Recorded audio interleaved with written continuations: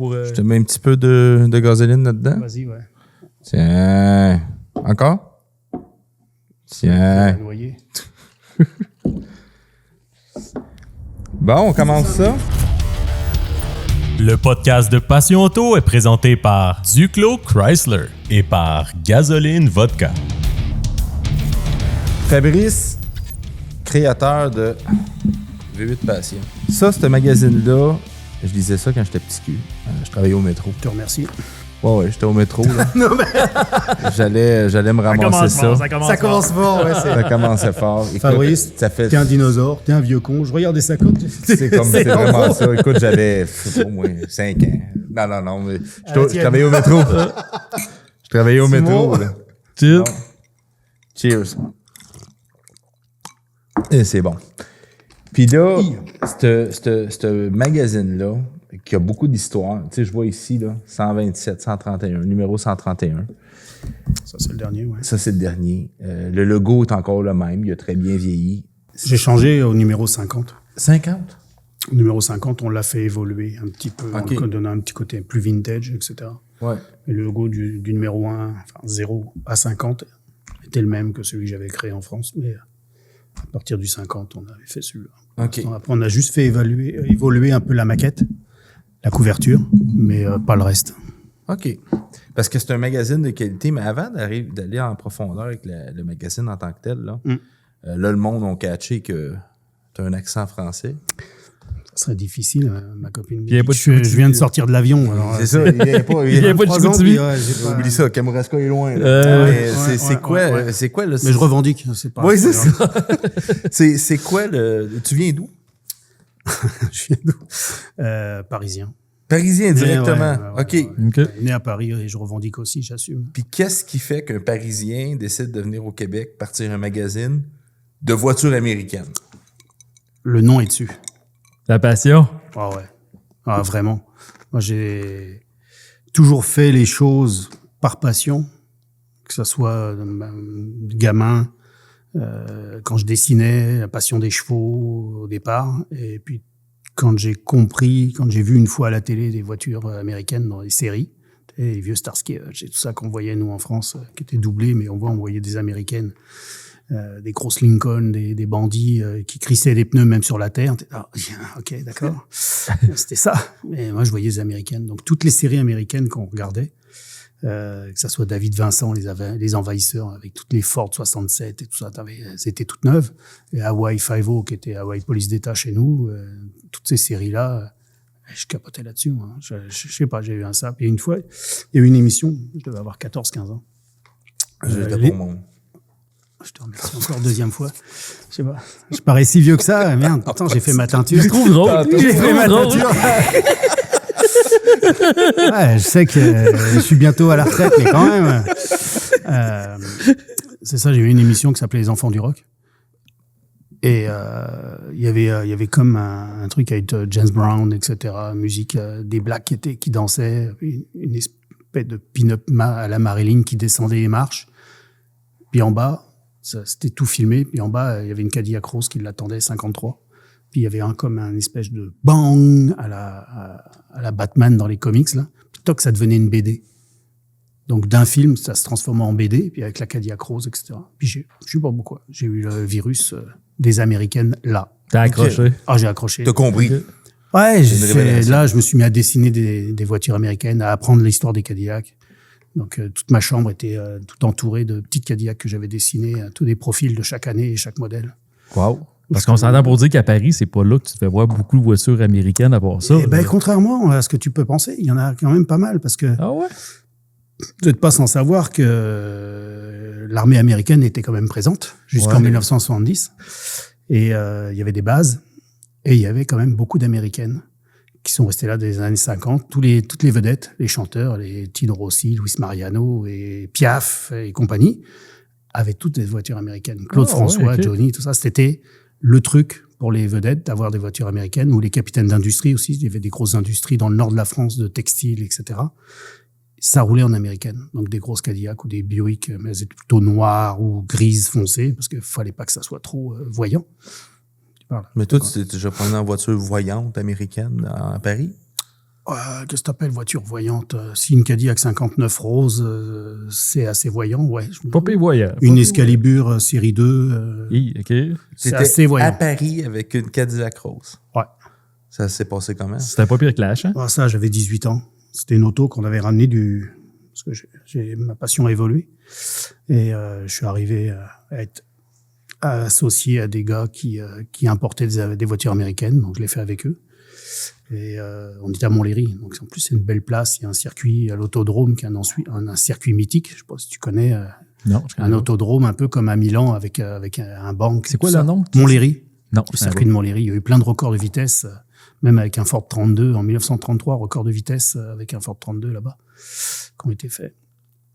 Et c'est ça. Donc on avait eu l'opportunité d'avoir cette voiture qu'on avait ramenée du Texas, qu'on avait acheté une petite Mamie. La voiture était originale, peinture originale, rose, toit blanc, air conditionné, cruise control, vitre électrique, enfin la totale.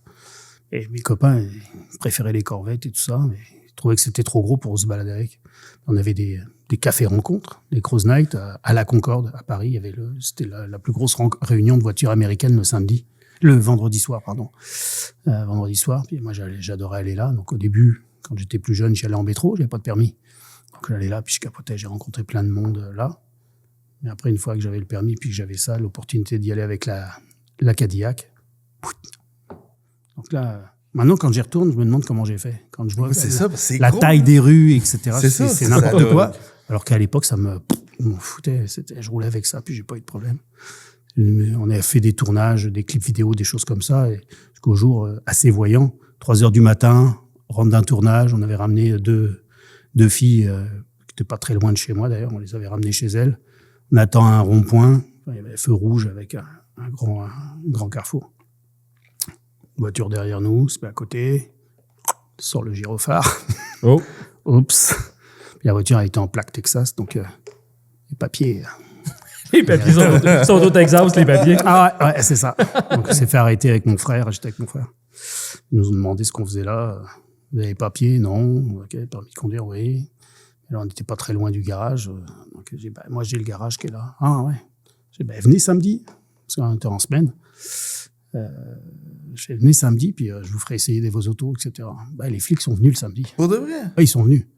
Puis là, je leur ai fait faire des tours. Et puis là, ils ont essayé. On avait une Corvette 84. On devait être en 89. Donc, c'était assez récent. Même si c'était considéré comme une poubelle maintenant. Mais à l'époque, une Corvette 84, c'était vachement novateur. Et là, les flics ont essayé ça. Puis moi, j'accélère. C'est limité à 90. Il me dit, vas-y. Je fais, hey, t'es gentil. Il me sort le badge. Il me fait, t'inquiète. Allez, go. Après, vous avez compris le volant, tout ça. Donc, j'ai toujours eu des aventures assez rigolotes. Avec les Américaines. C'est bizarre, toi. Même j'ai fait mon service militaire.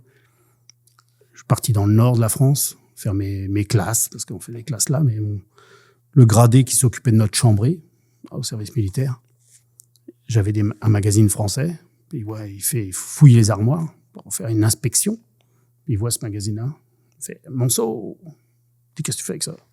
T'aimes les voitures? » Ouais. Ok, qu'est-ce qui va m'arriver encore? Et en fait, je dis, pourquoi vous aussi? Il dit, oh, ouais, j'ai quelques copains qui en ont ici. Je fais, vous venez d'où? Il me dit, je viens de Lille. Je fais, ah ouais, j'ai des copains à Lille. Ok, ça reste comme ça, on discute. Et puis, vous connaissez Olivier? Je lui cite un nom. Il me regarde, puis il me fait, hey, j'étais à l'école avec. Ok, donc on est venus copains, et puis j'ai passé un super bon service militaire. Après, il m'a renvoyé à Paris. Enfin bref, c'était... L'américaine, c'est marrant, a toujours jalonné ma vie de passion. Et puis ma vie privée aussi. Oui, parce que là... je suis un fou-braque, vraiment fou-braque. Tu aurais pu partir un magazine comme ça en France? Non, il y en avait déjà. Je collaborais déjà avec le magazine français pour des événements, quand je suis allé sur des événements, etc. Je lui avais proposé, quand je suis venu en 2002, je lui avais proposé les photos, etc. OK. Et au rédacteur en chef de ce magazine-là, puis quand je lui ai dit, ouais, il va falloir que tu m'apprennes à faire un magazine. Il m'a regardé, il dit, t'es gentil, mais non. Je fais, mais c'est pas pour ici. Et il me dit, ouais, tu reviens du Québec, Je fais, ouais, c'est ça, je vais faire un magazine là-bas. Il me dit, tu crois qu'ils t'ont attendu? Je fais, toi qui reçois tous les magazines de la planète, là, parce que c'était un gros groupe de presse, qui avait le magazine Échappement, que tu dois connaître, plus plein d'autres. Je fais, trouve-moi donc un magazine canadien. et on verra. Et au bout d'une semaine, il me rappelle, il me dit, ouais, Fabrice, elle est loin d'être con, ton idée. C'est ça. OK. OK. Mais là, qu'est-ce qui t'a fait le déclic? Tu arrives au Québec, mais t'es pas arrivé au Québec juste de même, puis tu dis, je pars en magazine. Non, j'étais en vacances.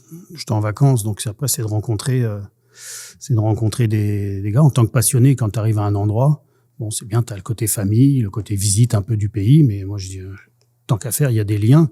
Tu sais, j'étais déjà en France, je restaurais des autos, une Camaro 69 que je finissais, j'avais eu une Buick 55 avant, puis d'autres. Le seul moyen, il y a 23 ans, c'était pas encore le cellulaire et puis l'Internet, etc. C'était le Hemmings que tu prenais et puis tu en faisais tes commandes par fax et tu commandais chez Classic Industries ou sur le Hemmings et puis tu essayais d'avoir tes morceaux. Ils te coûtaient 3 fois le prix affiché avec une fois qu'ils étaient livrés avec UPS. Et puis je me suis dit, bon, voilà, on va essayer de rencontrer des cousins, voir si je peux avoir des gars qui sont spécialisés dans la pièce. Au moins, ils parlent français, c'est peut-être plus facile. Donc j'ai été me perdre dans les quartiers de la Rive-Sud, là, autour de Saint-Hubert, Brossard, etc. Puis je me suis vraiment perdu. Mais je suis tombé sur un driveway où le gars avait une Challenger et une Cuda 71. Donc, ça a commencé juste comme ça, quoi.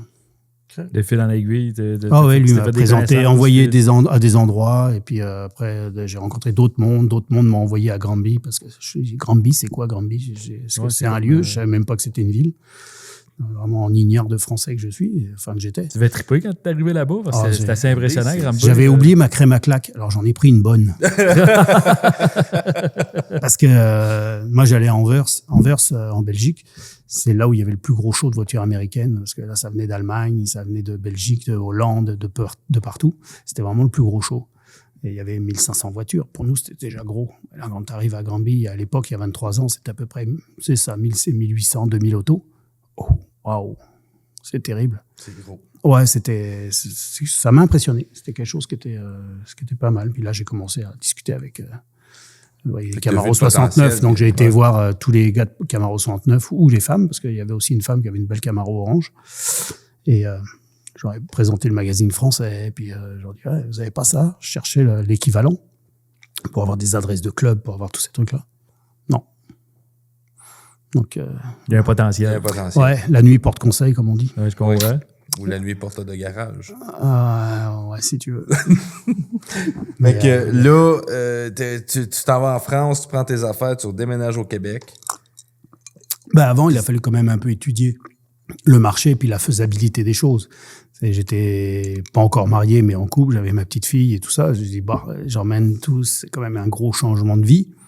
Est-ce que la dame en question était d'accord? Bon, ayant de la famille ici, c'est à cause de ça qu'on était venus en vacances. Ou grâce à ça dépend comment tu te places. Ça n'a pas été très compliqué à la convaincre. Mais après, il y a toutes les démarches administratives. J'ai pas fait ça par le chemin Roxane, moi.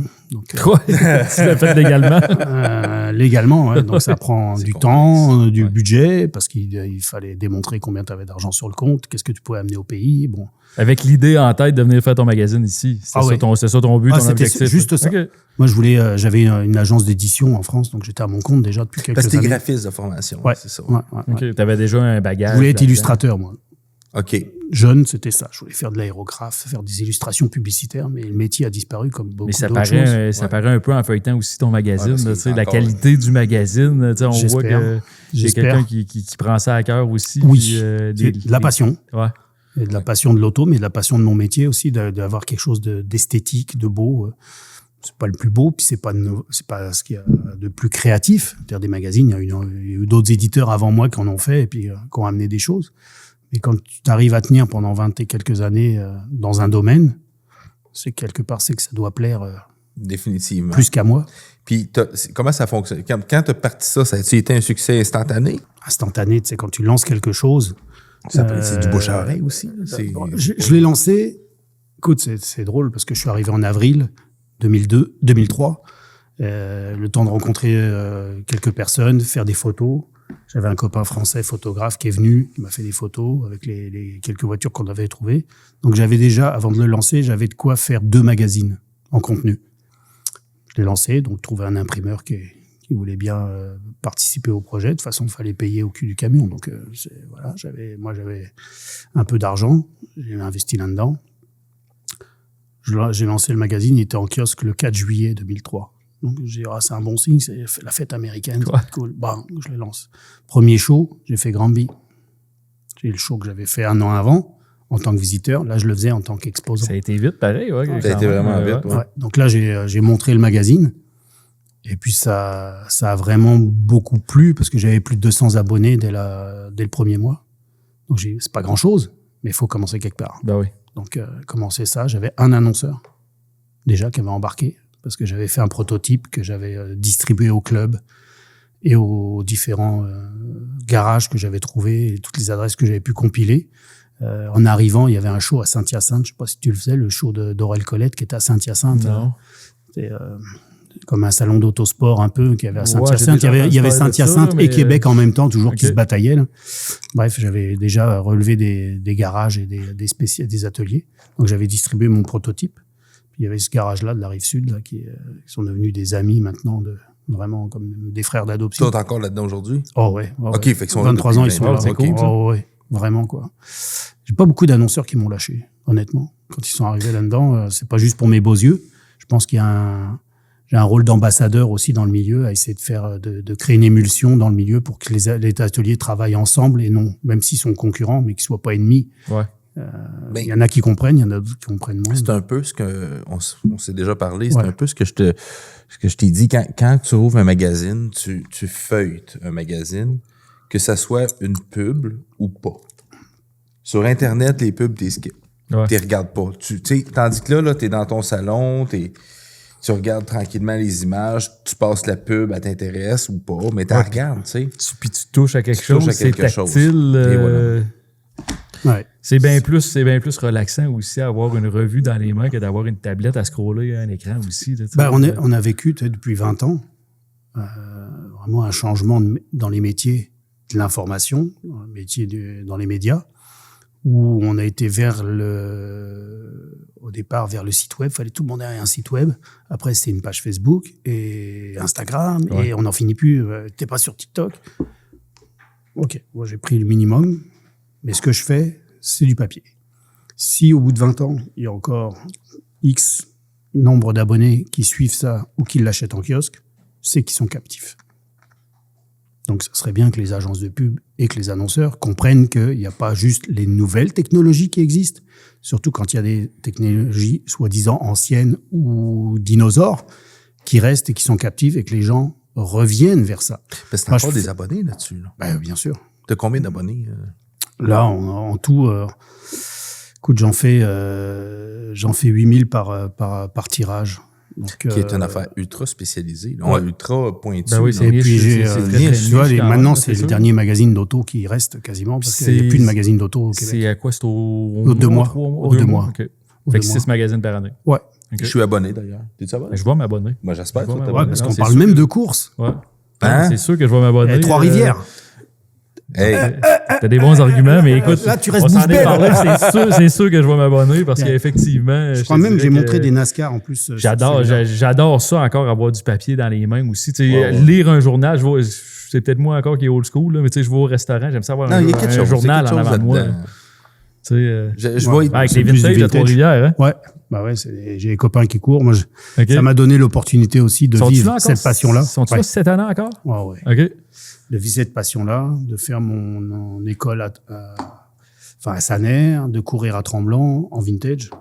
Donc, la passion amène loin quand tu rencontres des bonnes personnes et il faut pas grand-chose pour qu'ils te poussent un peu.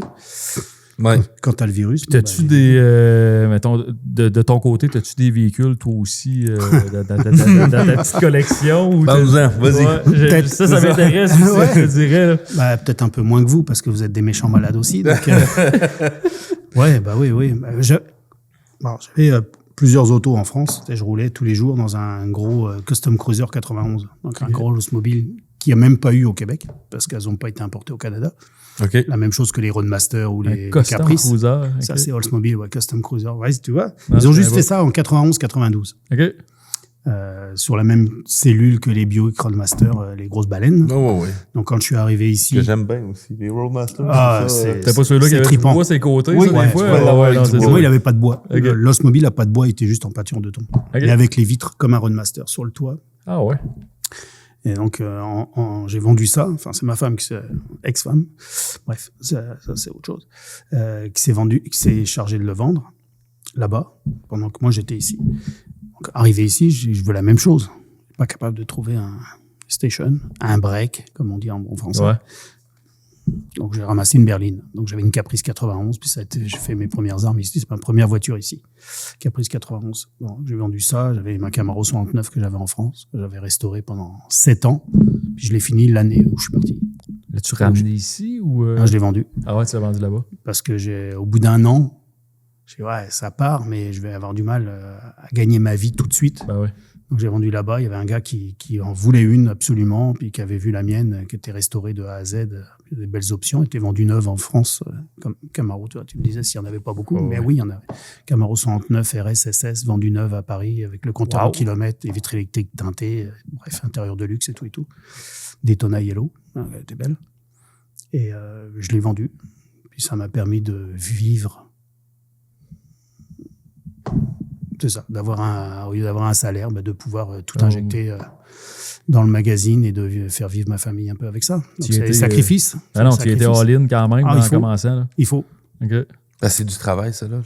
C'est bien beau de sortir ça, pas par mois, là, mais c'est quand même du travail. Ouais.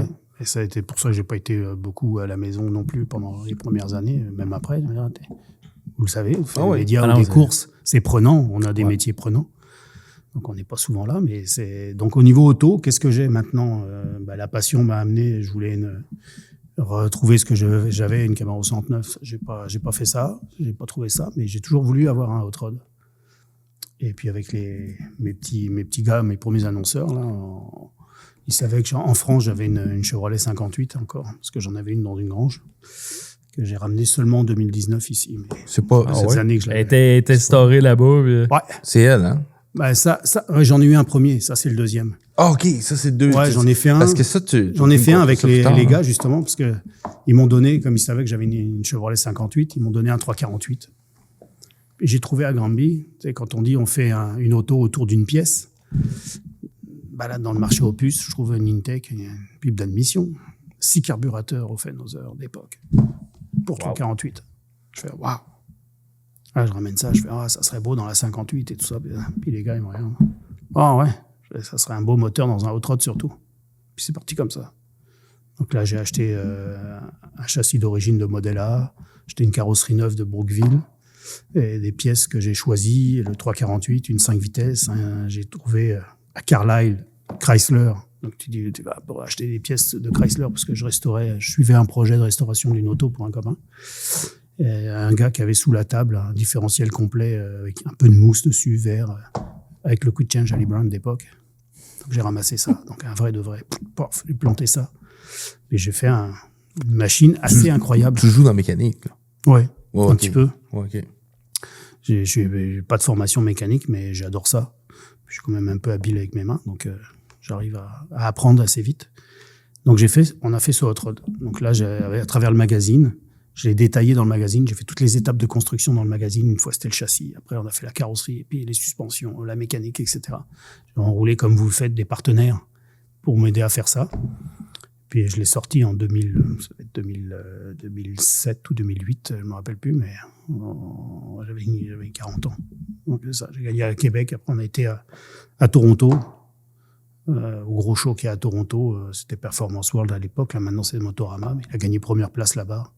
Le grand champion. On était à Québec, il a gagné à Québec. On était à Détroit, première place à Détroit dans sa catégorie. Mais quand même. Donc c'était une belle machine, mais une belle machine qui reste dans le garage parce que tu as trop peur de la sortir. Des fois. J'ai dit non, moi je veux plus ça. Donc en collectant plein de pièces pour cette machine-là, je me suis ramassé avec un tas de pièces, des essieux, des freins, des différentiels de vieilles Ford. Puis mon kick, ça a toujours été un Ford 32. Je voulais un Roadster 32. Puis j'ai eu la chance d'en trouver un qui était au Québec. Puis t'as fait en 2 morceaux. Il était en 2 morceaux. Oh, c'est un ancien hot rod des années 60. Puis je l'ai remis sur un châssis d'origine. J'ai tout remis des planchers, pareil avec Brookville. Ils m'ont fait une commandite pour avoir des planchers neufs. Donc au moins on a sauvé la voiture. Donc, c'était un truc que je voulais faire pour aller faire les courses qui est à Wildwood, le Race of Gentlemen. La target, c'était ça. Ouais, c'est sur la plage, ça, là? Ouais. Ouais. Directement sur la plage, comme dans le temps à Daytona ou des vieilles courses de vitesse. C'est plus bon enfant, il n'y a rien à gagner. Il n'y a pas de vitesse excessive non plus, mais le fun puis l'ambiance, c'est terrible. C'est pour le trip. Donc, j'y suis allé, moi, pour faire un reportage en 2015. Puis j'ai dit, OK, c'est ça que je veux. En 32, c'est ça que je veux. Donc, j'ai collecté des morceaux, puis on l'a fait. Je devais le faire, j'étais inscrit en 2019. Puis 2019, c'était le moment où il a fallu que j'aille chercher ma 58 en France. Donc, j'ai fait quoi? C'était à la même période, en octobre. Je fais quoi? Je vais faire la course ou je vais chercher la voiture en France? Donc, tu la chercher. Je pense que j'ai bien fait, parce qu'elle est arrivée juste à Noël 2019, juste avant la Covid, avant que les containers s'envolent. Ouais, c'est ça. Donc là, c'est un projet que j'ai mis de côté, mais ça fait 30 ans que je connais cette auto-là. Et que, voilà. Donc ça, c'en est une. La Chevrolet 58 décapotable, vendue neuve en France aussi, donc avec toutes les options possibles.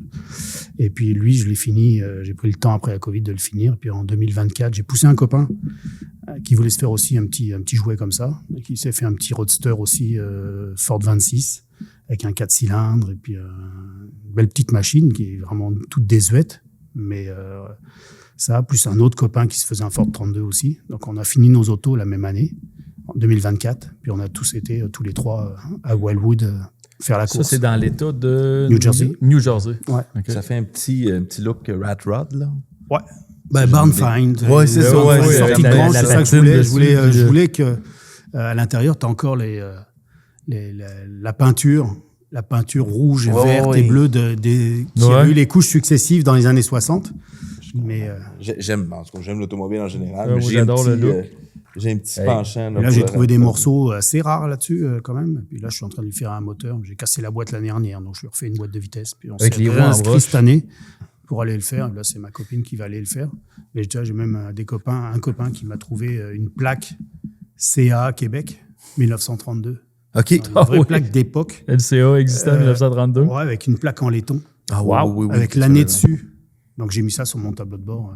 Juste de même, c'est qui fait ton graphiste qui t'a fait ton lettrage dessus? C'est moi. Ah ouais? Du tape. Parce que ça se faisait à l'époque. Oui, ça demande. Sur le lac, les Du gars masking arrivaient. tape. Oui, masking tape, parce Masking tape. qu'ils arrivaient avec la voiture dans les années 40. Ils arrivaient à Bonneville ou à Emerald Rock, au nord de Los Angeles. Mais eux, c'était leur voiture de tous les jours. Donc, ils arrivaient à la voiture avec les ailes et tout ça. Puis, ils arrivaient sur le lac, ils démontaient tout ça. Puis, ils mettaient le numéro qu'on leur avait attribué. Donc, j'ai voulu faire la même chose. Plutôt que d'avoir un beau lettrage à la main, bien léché, bien propre. Je fais, C'est mais parfait. non, on va Ça aller, va être, on va aller crasse-pouille comme le reste de la voiture. ouais, j'adore. Donc, voilà, j'ai ça. Puis, c'est déjà pas mal. Puis, d'autres projets en cours. Mais... Donc, j'avais racheté une Firebird. Je voulais faire des courses comme toi, que tu fais, mais en vintage à Tremblant.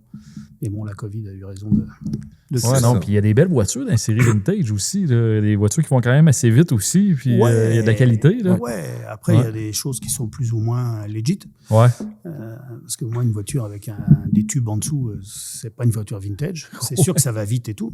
Mais elle va avoir une peau, Oh, oui. une belle peau vintage. Tu te dis, ouais, c'est pas forcément ce qu'il y a de. Ouais, pas non, ça c'est qui est sûr que vintage. là, Ouais, des moi, fois, j'aime le bien vintage est poussé prendre- à son maximum. Là. Ouais. C'est sûr que c'est juste une Prendre une coquille voiture vintage. et avec des pneus gros, larges comme ça, tu dis, ouais, mais à l'époque, tu Ouais, regardes c'était pas les ça, photos là. d'époque, c'était pas ça. Puis les gars étaient toujours en glisse. Ouais. Ouais, mais c'est dangereux. Ben oui, mais c'est ça. Mais l'époque. c'était ça l'époque. OK. Oui, effectivement. C'est fini. Si tu veux aller dans quelque chose de plus moderne ou qui est plus agressif, qui tient mieux la route, ben, va attendre autre chose. Ah non, j'avais déjà vu quelques justement builds qui ont été faits il n'y a pas longtemps, là, dont une Camaro, je pense 68, qui était vintage, mais qui était hyper technologique, Ah ouais. sous sa carapace vintage, disons. Laquelle, une bleue, Ouais, une exactement. 69. Ouais, une 69. Ouais, c'était toute Et une en voiture. plus, aux mains de bons pilotes, ça a donné quelque chose. Ben oui, hey, c'était rapide. Ben, c'était M. Odette, en Odette. fond, que j'avais vu avec Ouais. sa Et le véhicule-là. fils, quand c'était son Ouais. fils. Ah non, c'était vraiment impressionnant. Là. J'avais Moi, je l'ai la vu voiture. tellement il était rapide à Tremblant, courir parmi les GT. Ah non, c'était tout qu'un bolide. là. GT passé entre une Ferrari et une Lambo dans le 1 au milieu. Ben oui, donc. Ah non, c'était incroyable, cette voiture-là, hyper J'étais, rapide. Mais tu sais, la qualité de construction de l'auto, Ah, les était magnifique. pièces qu'il y avait après cette C'était voiture-là, magnifique. c'était incroyable. C'était là. magnifique. Mais oui, tu regardais, ça avait l'air d'une voiture vintage, mais... Bah, surtout quand tu as des capteurs partout. Ben oui, non, Donc, le c'est gars ça. dans les puits, il a capté tout Exact. ça, tu dis la télémétrie, OK. Bon. Il y a anguille sous roche. Oui, il y a anguille sous roche, mais effectivement. Mais bon, ça n'enlève rien au talent du. Ah non, puis je vais dire, sur la piste, volant, c'était impressionnant à voir rouler. Je l'avais vu rouler à Tremblant aussi, cette voiture-là. C'était vraiment impressionnant. Mais toi, c'est quelque chose que tu pourrais te lancer. Là, c'est sûr qu'un jour. Vintage, trouver un volant à un moment donné. Ben, j'adore les voitures, moi aussi. Tu sais, j'adore la course auto, mais à la base, je suis un passionné de voitures. Ouais. Fait que c'est sûr que, tu sais, moi, ça me parle. Et quand je te vois aller à la télé, je te vois aller à Mosport ou ailleurs. Là, c'est du routier, parce que moi, quand ça tourne en rond. Bon. C'est sûr que j'étais un gars de circuit routier aussi. Je fais des courses en ovale en NASCAR, mais j'étais un gars à la base de circuit routier. Je vois que les pilotes québécois sont bons en routier. Mon cœur est dans le circuit routier, je te dirais. J'aime ça quand ça bouge. Il y a un peu plus d'action dans une course de circuit routier parce que dans la voiture, comme pilote, tu chiffres des vitesses, tu déchiffres des vitesses. Tourner au même endroit. Tourner au frein, oui, c'est ça. Ouais. En ovale aussi, il y a beaucoup d'action. Parce qu'en ovale, l'environnement est tellement serré. Tu sais, t'as une voiture dans ta porte à côté, t'as une voiture en avant, t'as une voiture dans ton pare-choc en arrière. C'est intense. T'as moins de latitude, à mon avis. C'est très, très, très intense, une course d'ovale, mais ça demande d'avoir un rythme vraiment régulier aussi. Ouais. En circuit routier aussi, t'as besoin d'avoir des références, mais en ovale, là, vraiment, t'as besoin d'avoir un rythme hyper régulier, puis c'est très, très intense, une course ovale, parce que t'as tellement de choses à analyser rapidement autour de toi. Tandis qu'un circuit routier, des fois, tu sais, à Mosport, quand on prend la ligne droite, puis là, que tu commences à shifter des vitesses, puis t'es rendu en 6e, tu sais, t'as un peu le temps de regarder un petit peu qu'est-ce qui se passe, de regarder loin, puis c'est différent. C'est différent. Mais j'aime ça. Puis je vois que ils sont bons, les pilotes québécois. Ah oui, on a du beau talent. Non, écoute, j'ai eu une super bonne collaboration avec Castrol depuis. J'ai eu une bonne collaboration avec eux jusqu'à la pandémie. La demandé des priorités, c'est sûr que pendant la pandémie, ont changé. Je suis encore avec eux, bien sûr, des produits, c'est toujours des produits que j'utilise, des produits Castrol. Je l'ai tatoué quand même pas mal sur le cœur. Mais non, présentement avec Duclos Chrysler, qui sont justement commanditaires du podcast aussi, avec Marcel et Louis-Philippe. Marcel, ouais, exactement. Des sacrés amateurs de bagnoles. Toutes que des fans de véhicules. Justement, il y a des autos qui ont été restaurées par les mêmes je sais pas. Transam. La Transam, je sais pas si il y en a deux. Oui, il y a noir, il y a la noire et la blanche. Ouais, c'est ça. Puis, j'ai essayé aussi son chargeur. Ouais, mais ça, c'était. Resto mode, là. Ouais. Mais ça, c'est next level. Ça, je vous ai vu faire ça. Je l'ai roulé à Saner, l'auto. Le salopé, je l'ai roulé. Oui, c'est ça. Je l'ai roulé l'été passé à Saner, l'auto. Ouais. C'est hyper impressionnant aussi. Là. Ça, c'est une auto neuve. Ouais. Mais ça va bien. C'est ça qui est fou. Là. Oui, c'est une carapace de voiture ancienne. Mais tu roules, c'est comme si tu roulerais dans une voiture neuve. Là. C'est ça. Ouais. Ah non, il y a tellement de travail là-dessus, par exemple, la qualité de construction, puis c'est assez impressionnant. Puis toute la technologie fonctionne dans l'auto. Là. Ah, c'est fou. Le cruise control adaptatif dessus. Tout. C'est ça qui me fait triper pareil. C'est assez spécial. C'est la première fois que j'ai essayé une voiture vraiment là, aussi, comment je pourrais dire ça, avec les deux extrêmes. Un pro-touring. C'est un vrai pro-touring, c'est le cas de le dire. La qualité de construction est incroyable. Je ne sais pas quand il y a d'heures dans cette voiture-là, mais ça va être complètement fou. On va taire les heures, on va taire le budget. Oui.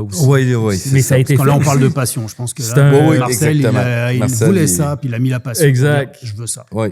Puis, tu sais. C'est bien entouré pour le faire, puis ça a été. Mais il a été. Il faut en reparler avec Marcel, mais c'était un véhicule qui avait été bâti dans les ateliers du Duclos Chrysler, par exemple, par un de leurs mécanos. Oui. Ouais. Oui, c'est ça qu'il nous disait. Ça a été bâti par un de ses mécanos. Les gars ont filé un petit coup de main pour dépioter la voiture, la donneuse, la Charger. C'est une 68, je pense. Je pense que c'est une 68. Ouais. Avais-tu passé un magazine, elle? Non. Trop de modifs. Non, j'aurais voulu. Ah, pourrait passer. J'aurais voulu la passer, honnêtement. Non, pas encore. Il n'est pas trop tard. Mais parce qu'il nous expliquait un peu les modifications. Tu sais, le wheelbase de la voiture ne devait pas être la même non plus. Les longueurs de panneaux n'étaient pas nécessairement les mêmes. C'est ça qui est compliqué aussi. Le wheelbase était le même. Ah, le wheelbase était le même? Oui, ils n'ont quasiment rien modifié à ce niveau-là. C'est ça qui était exceptionnel. Mais il me semble qu'il me disait qu'il avait rallongé des portières où il y avait certains panneaux qui ont été rallongés. C'est de l'art correspondu là, rendu là. Il faut que tu gardes les proportions comme il faut, il faut que ça look comme il faut. C'est assez impressionnant. Il y a 5-10 000 certains là, en modif puis en... Minimum. En pneus. D'après moi, Marcel va t'appeler pour avoir écouté le podcast. Oui, c'est ça. Là, mon pit... Ça a coûté un peu plus cher que ça. C'est le fun quand tu fais. Belle, celle-là. C'est quand même pas pire. Tu as un poster en plein milieu, mais qui est réversible. Fait que là, il faut que tu choisisses le poster que tu veux mettre sur ton mur. Tant qu'à faire, t'en achètes deux. Hein. C'est vrai, tu peux en acheter deux. Moi, mon meilleur souvenir en poster, c'est en 2013. On va en Californie. avec les copains, puis justement les gars de l'atelier là, à Delson. Puis on fait une petite visite des ateliers de Californie. Puis on fait Ship Food. On va aller chez Ship Food à Huntington Beach. Et puis moi, je regarde les voitures, je regarde les vélos au plafond, des trucs. Il y avait une voiture qui était en train de finition, les moulures en brasse qui étaient en train de fitter pour une auto, soit de Riddler ou du Grand National. Puis il y a un copain qui me dit, hey, regarde, il avait un grand coffre comme ça. Il me dit, regarde au coffre. Ouais, quoi? Il y a des posters de VU de Passion. C'était tes posters qui étaient là, chez Fouz en Californie. Wow, c'est hot, ça. C'est quoi, il commandait le magazine? C'est quand il est Parce que moi, je l'envoyais là-bas pour qu'ils Ok. le connaissent. Mais de là à ce qu'un de ces mécanos prenne le poster puis le mette là. Alors, il y avait un poster de retraite des Rolling Bones, qui est un atelier de New York, là, qui sont des copains. Paf, il y avait 2 posters de VU de Passion chez Ship Food. Je fais, oh, bah là. Oh, C'est flatteur. ça, c'est pas C'est mal. flatteur. Ah, ça, c'est hot. T'as-tu T'as-tu une photo? rencontré, Ouais, mais ça, t'as-tu rencontré chez Fouz? Ouais. Ouais. Puis même il y a 2 ans, à Moncton, il était invité. Puis, comme ça discute, on se voit pas tout le temps. Mais, Ouais. Lyon, on s'est rencontrés, il me dit, hey, ta face, ça me dit quelque chose. Je fais, ouais, on s'est déjà rencontrés plusieurs fois. Ok. Donc c'est un bon, quoi. Ben non, c'est C'est un sûr bon. que c'est un Maintenant, bon. il est talonné avec Dave Kinding. Il est pas mal talonné au niveau des réalisations puis de tout ça, mais c'est quand même quelqu'un qui a apporté quelque chose au milieu d'incroyable. Définitivement. Non, pas Définitivement. à peu près. Dans toutes les voitures que tu as eues des magazines, là, Ouais. t'as-tu le coup de cœur? C'est tough, hein? Ouais, il y en a pas mal que j'aurais voulu avoir dans mon garage, ça, Ça, c'est c'est sûr. certain. Sûrement, Ça, c'est sûrement. sûr. Mais tu sais, ça peut être à propos d'une histoire, mais il y en a-tu un que c'est comme, OK, ça c'était la voiture ou l'histoire qui est en arrière de ça? Il y en a eu, il y en a eu quelques-unes quand même. C'est pas forcément les plus chères ou les plus belles, etc. Mais il y en a certaines que je me suis dit, celle-là, je l'aurais vraiment bien voulu dans mon garage parce que souvent une voiture, même originale, où la peinture est pas 100%. Mais toute l'histoire qui est derrière, la voiture, le fait qu'elle ait traversé toutes ces époques, Ah oui, tu fais, celle-là, je la prendrais bien. c'est Il y sûr. avait une Camaro 69 que j'ai passée, une Copo, qui a été vendue neuve au Québec, à Laval, chez Salois. La voiture, j'ai été la voir, on l'a shootée, je ne sais plus dans quel numéro on l'a mise d'ailleurs, celle-là. Numéro 12, je crois. Donc ça remonte un peu. La voiture était toute originale, elle était grise, il y avait encore le sticker derrière, Salois Sports, Chevrolet Sports Car, etc. Celle-là, j'aurais bien prise. Puis elle a été vendue, le gars l'a démontée pour la restaurer. Il n'a jamais fait la restauration, puis la voiture, elle est partie aux États. Donc on l'a perdue, quoi. Mm. Mais celle-là, telle qu'elle était, Ouais. pas restaurée, oh ouais, 100%. Ouais, moi Surtout aussi. numéro 12, ça date de 2007 ou 2008. J'avais encore ma Camaro 69 dans la tête. Donc je dis, celle-là. Mais depuis, Mais tu sais, tu dis j'essaye ça, de me soigner. souvent, les voitures qui ont une histoire aussi, là, ça, tu sais, J'aime les voitures c'est un originales. plus-value, c'est sûr. Donc il y a toujours eu, c'est sûr qu'il y a il y en a qui disent qu'il y a 2 magazines au Québec. Il y a celui du club VAQ, puis moi je considère que c'est une revue de club. Et puis un magazine grand public, c'est 2 choses différentes, même si c'est similaire. Moi, je parle de voitures modifiées, de choses comme ça, qu'eux n'ont jamais voulu parler de modifiées jusqu'à présent. Mais plus ça va en vieillissant, plus j'ai de la tendresse vers les voitures originales. Je ne parle pas forcément de voitures avec des roues de bois ou des choses comme ça, mais toutes les voitures, quand elles ont traversé une époque, quand elles ont été préservées. Dans leur jus. Ouais. Ah ouais. Vraiment. Ouais. Ça, j'aime ça. C'est J'étais un peu beau un une voiture puriste restaurée. là-dessus aussi. C'est beau Ouais. une voiture restaurée, mais c'est un bibelot. C'est ça. Alors qu'une voiture qui a traversé. Et moi, J'aime ça. j'aime à peu près toutes les voitures, mais j'aime les voitures qu'on peut rouler. Tu sais, tu viens de le dire, un bibelot, c'est des voitures qui m'intéressent un petit peu moins. Là. C'est ça. Je roule à peu près toutes mes autos. Tu sais, là. Il y en a quelques-unes que je roule moins parce qu'elles sont tellement en bonne condition que j'ai peur de les rouler. Puis c'est pas mes voitures préférées. Ouais, Non, c'est moi, ça, ça a été justement mon expérience avec mon premier Roadster, de faire tout ça. Alors, c'est sûr qu'il y a la gloriole de dire j'ai gagné là, j'ai gagné là, j'ai gagné là. La fierté de l'avoir fait aux États, puis de l'avoir apporté aux États, d'avoir fait des trucs. Elle a fait le catalogue de Sanderson, qui c'est une entreprise qui fait des échappements aux États-Unis. Elle était en couverture de leur catalogue. Elle a fait le Roder Journal. Donc, tu dis, waouh, ok, l'auto a fait plein de trucs. Mais mis à part ça, j'ai pas tripé à rouler parce que j'avais peur de rouler. Donc, je préfère, là, maintenant, j'ai un pick-up, j'ai fait un pick-up pour le magazine. Ça m'a pris 4 ans à fabriquer, à trouver les pièces et à le fabriquer. Donc, un vieux pick-up 56 Mercury, quasiment original, mais avec un moteur moderne. Celui-là, je le roule. J'ai une peinture patinée, parate, patinée, vieillie par le soleil, etc., avec le logo sur les portes. Et lui, j'ai fait 38 000 milles déjà depuis que je l'ai. Et puis, Moncton, Syracuse, Toronto, je vais partout avec. Il roule pour de vrai. Oh, il roule. Oh, il roule. Marie-Ève du groupe Duclos. Aujourd'hui, je te présente les promotions du mois. Mon mandat, ta satisfaction. Oh, il roule. Il roule. Donc, ouais, un bibelot, c'est bien. Mais quand tu as les moyens d'en avoir d'autres. Ouais, ben c'est ça, exact. C'est ça. T'as déjà passé des véhicules qui n'étaient pas V8 dans ton magazine? Oui. Ah ouais. Sierra Cosworth. Vega Cosworth. OK. Vega Cosworth, 4 cylindres bien préparés. Buick GNX. OK. 6 turbo. Oui, V8 en fait. Non, mais c'est marqué américaine, Rod. C'est ça. C'était pour que ça soit générique, ça sonne. C'est ça. V8 pour moi, c'est la voiture américaine. Mais dans l'histoire de la voiture américaine, même depuis de la nuit des temps, les Ford ont commencé avec un 4 cylindres. C'est ça. Après, les petites Nash avec des 4 cylindres. Oui. Des V8 de tout petits. Il y a eu des 8 en ligne, il y a eu des V12, des V16, il y a eu plein de choses. Donc, non, c'est plus générique, mais ça ne me gêne pas de passer quelque chose avec une Corvair. Je pense que tu dois connaître un petit monsieur qui s'est restauré un Corvair van qui a fait un périple incroyable, que celui-là, je vais le mettre aussi dans le magazine. J'en ai déjà mis un Corvair, justement, un pick-up. Donc, je suis pas... on a notre Probe puis notre Mustang. La mienne est correcte. Ta Probe, il manque 2 cylindres. Elle va rouler. on va attendre quelques années avant que ça soit collection quand même. C'est ça. Il y a des choses quand même... Mais Il garde une petite jambe. Ouais. T'as-tu passé d'autres choses que des américaines, par contre? Fallait qu'il y ait quelque chose d'américain. OK. Donc, si je te parle d'hybride, tu vas me dire quoi?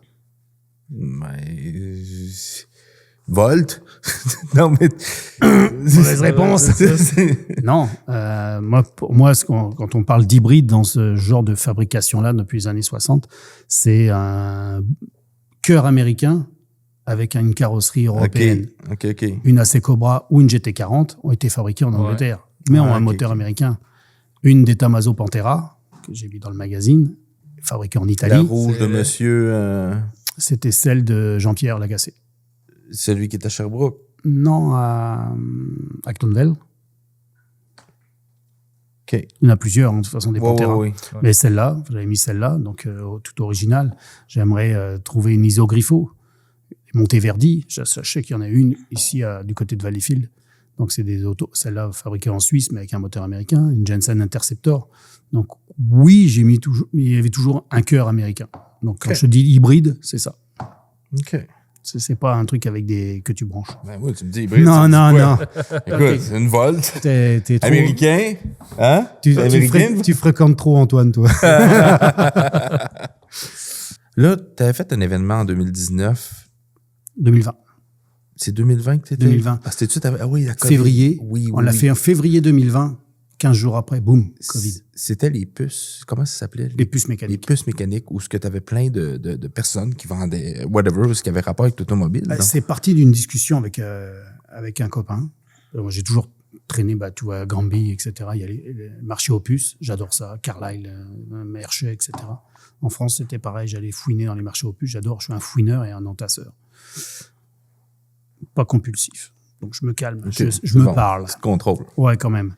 Mais j'adore ça. Et je sais qu'il y a des gens qui ont plein de granges ou des étagères avec des belles pièces qu'ils ont ramassées il y a 10 ou 20 ans.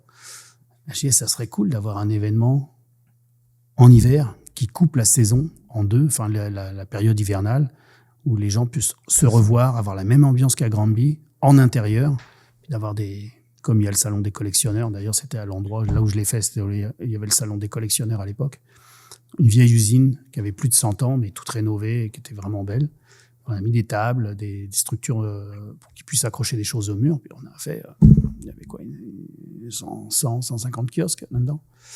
avec un thème, avec du marketing, une belle image, un logo soigné, etc. Puis toute une clique de bénévoles, des copains qui m'ont aidé à faire ça. J'ai fait ça avec 2 autres personnes.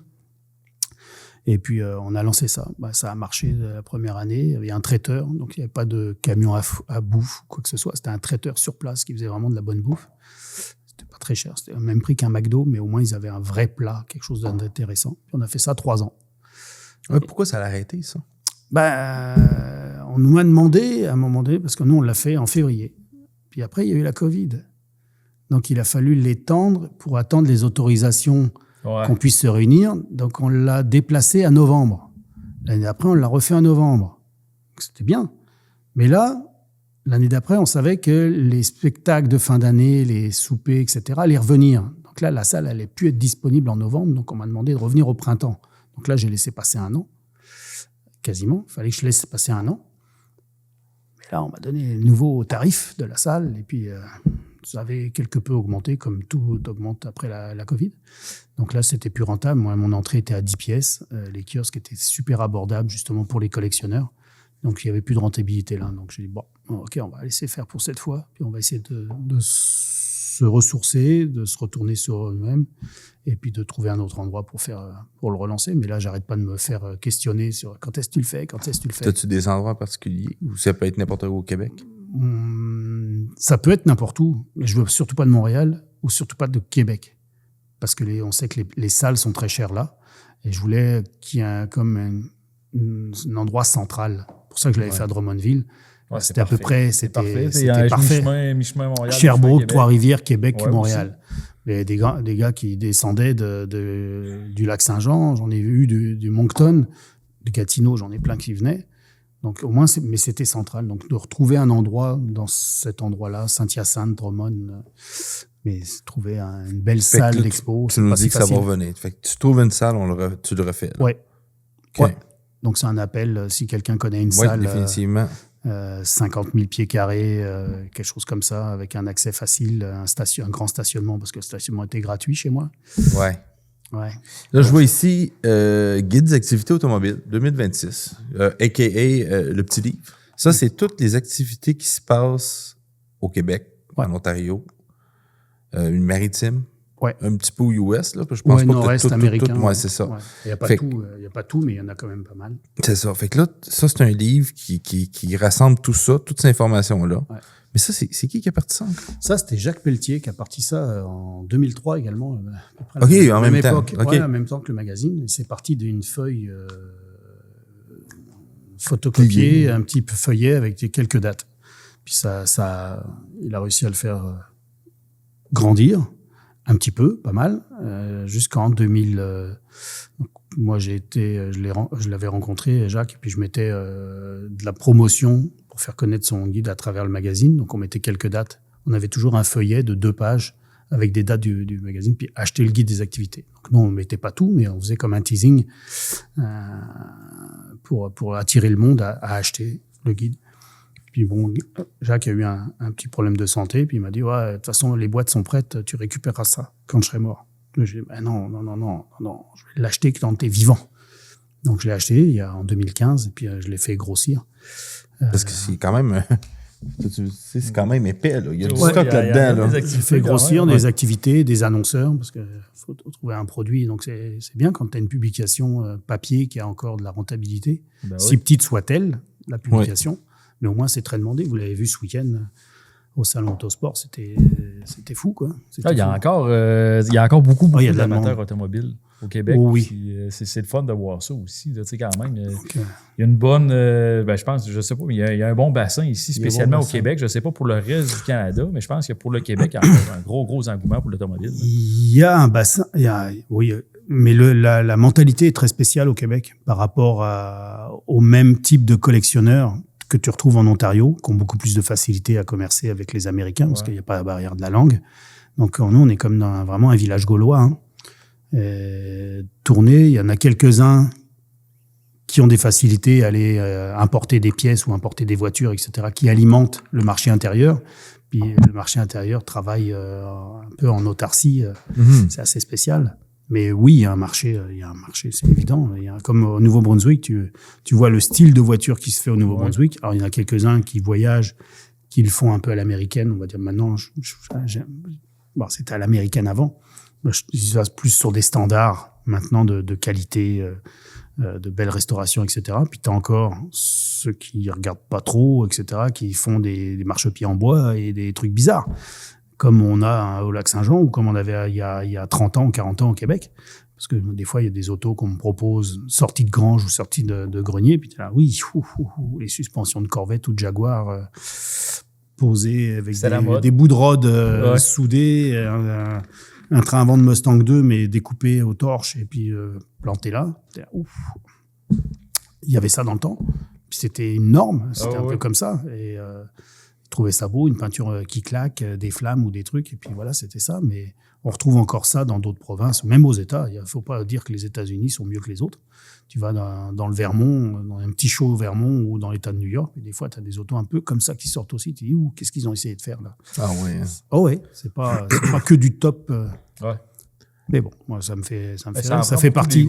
C'est ça fait partie de la faune. Toutes sortes de qualités. Des trucs bizarres. Des trucs bizarres. Tout le monde tripe selon ses goûts. Là. C'est ça, mais après, c'est de participer. On les aimerait toutes, mais je suis pas Elon Musk, alors je peux pas avoir mais voilà. Voilà, comme tout le monde, je pense. Est-ce que le magazine est encore là pour longtemps? J'espère. J'espère que tu seras pas prophète de malheur, mais non, j'espère. J'espère, sincèrement.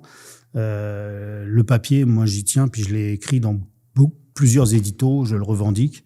Je ne ferai pas d'édition digitale. Quand il y a 10 ans, un peu plus de 10 ans, tous les magazines allaient vers une édition digitale. Ils me disaient, il faut que tu y ailles. Pourquoi? Parce que tout le monde le fait. C'est justement non.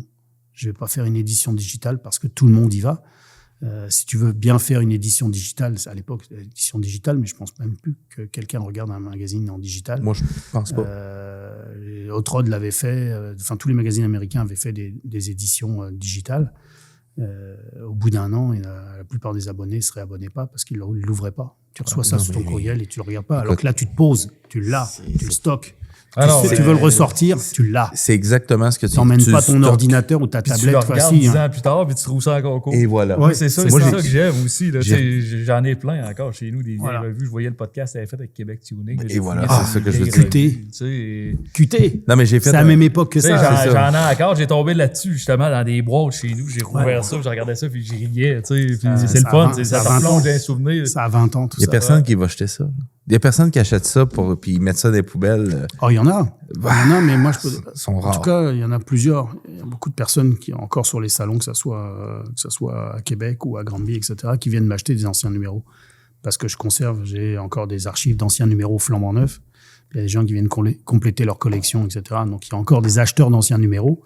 Comme il y a vraiment des collectionneurs. Avant, je vendais des cartables pour pouvoir les mettre. Mais depuis la Covid, ils sont plus achetables. En tout cas, c'est trop cher de les faire fabriquer. Et je vois qu'il y a des gens qui les collectionnent, qui les rangent, etc. C'est marrant parce que je vois des jeunes maintenant, donc en trentaine d'années, je suis un peu plus âgé que ça, qui ont été élevés au V8 Passion, comme moi j'ai été élevé au magazine français, où j'ai fait évoluer leur passion, leur connaissance. Ils avaient 12, 14 ans à l'époque. Et là, c'est mon père qui a acheté ça, j'ai suivi ça. Puis 20 ans après, ils ont 35 ans. Puis maintenant, eux, ils sont pères de famille, la maison, le machin. Puis ils se mettent là-dedans aussi. C'est une évolution, mais c'est rigolo. J'ai laissé la marque. Voilà, j'ai essayé une marque au Québec. Heureusement qu'il n'y a pas d'accent dans le magazine, donc ça va. Mais longue vie au magazine. Je vous remercie. Moi, comme je te dis, je suis abonné. J'y reçois. Je suis abonné aussi. J'espère. C'est sûr. Magazine de qualité. C'est ça. C'est un magazine de qualité qui pour ceux qui vont peut-être revenir, se réabonner parce que 8000 abonnés, c'est quand même pas banal pour être... 8000 copies. Ça veut pas dire 8000 abonnés. Okay. Attention, ne me fais pas dire ce que j'ai pas dit. OK. Voilà. C'est bon. 8000 copies distribuées, tout ça. Donc, ça en fait pas mal de lecteurs. Quand même. Ça fait quand même pas mal de lecteurs pour une affaire niche. Là-dessus, tu as un tiers d'abonnés, un tiers de vente. Ouais. Et le reste, c'est pas cher, là. C'était combien? C'était... Je sais même plus, c'est 10,95 le numéro, mais l'abonnement pour un an, c'est 42 plus taxes. C'est ça. 2 ans, 75 plus C'est taxes. vraiment pas cher. Moi, je pense que j'ai pas cher, eu 2 ans. Pour le travail que je mets dedans et que mes Ouais. collaborateurs, photographes et autres, J'ai ça, c'est pareil. j'ai plus aucun abonnement à une revue, mais je vais me réabonner à celle-là, c'est sûr. That's it. Moi, je me suis fait dire une fois, il y a quelques années de ça, le gars, il voulait pas s'abonner au V8 Passion parce que c'était plus cher que les magazines américains qu'on avait encore ici. Ouais, mais il y en a plus Ouais, de magasins. c'est ça, ils ont tous disparu. Ouais. Parce que c'est des comptables qui regardent la dernière colonne en bas à droite. Et il me disait, pourquoi je dois payer un magazine québécois plus cher que le magazine américain? J'ai dit, bah, mon petit monsieur, parce que quand tu ouvres un V8 Passion, tu cherches la pub. Tu as les articles. Jamais tu auras une pub qui va couper un article. Dans un magazine américain, tu cherches les articles tellement il y a de pubs. Oui, c'est Ah, sûr. il y a de la pub, là. C'était ça. Donc, à un moment donné, il faut trouver... tu es à 70% de pub pour 30% de Un bon contenu. ratio aussi. Là. Moi, je suis même pas à l'inverse. Donc, oui, c'est sûr que j'aimerais bien augmenter un peu, d'avoir un peu plus d'annonces dedans, mais la place, elle est au contenu, pas à autre chose, quoi. C'est ça. Peux-tu bien du monde qui travaille avec toi là-dessus? J'ai un graphiste, le même depuis 23 ans. OK. Ouais, je suis fidèle, moi, en général. C'est pas toi, en là. amitié, non, justement, non, je sous-traite ça, sinon je Ouais. pourrais pas tout faire. Et puis, en fonction des numéros de l'année, j'ai entre 15 à 20 collaborateurs différents, photographes, écrivains, etc., qui travaillent sur le magazine, sur les différents articles. Puis, je m'en fais proposer des articles par de différentes personnes, nos collègues, des fois, qui font des voyages. Ils me disent, ah, Fabrice, j'ai vu ça, j'ai fait des photos, est-ce que ça t'intéresse?